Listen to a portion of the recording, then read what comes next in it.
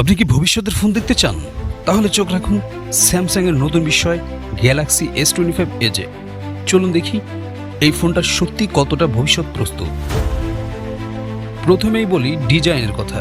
Samsung S25 এজের সবচেয়ে আকর্ষণীয় দিক হলো এর S2S display, dual curve screen, ultra thin bezel, neon glow.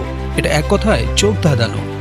6.9 inch AMOLED 3x display, 2K resolution আর 144 হার্জ রিফ্রেশ রেট। যে কোনো গেম বা ভিডিও দেখতে আলাদা এক্সপিরিয়েন্স। ফোনটিতে ব্যবহার করা হয়েছে স্ন্যাপড্রাগন 8 Gen 4 চিপসেট, সাথে 16GB র্যাম আর 512GB স্টোরেজ।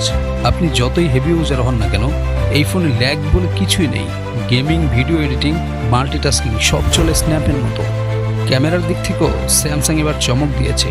ফোনটিতে রয়েছে 200 megapixel primary sensor, 80x space zoom আর 40 মেগাপিক্সেল ফ্রন্ট ক্যামেরা। দিনরাত যে কোনো আলোতে ছবি হবে শার্প, ডিটেইলড আর কালারফুল। ভিডিওতে আপনি পাবেন 8K recording support, 5500 mAh battery, 80 watt fast charging আর 30 ওয়াট ওয়্যারলেস চার্জিং থাকছে এই ডিভাইসে।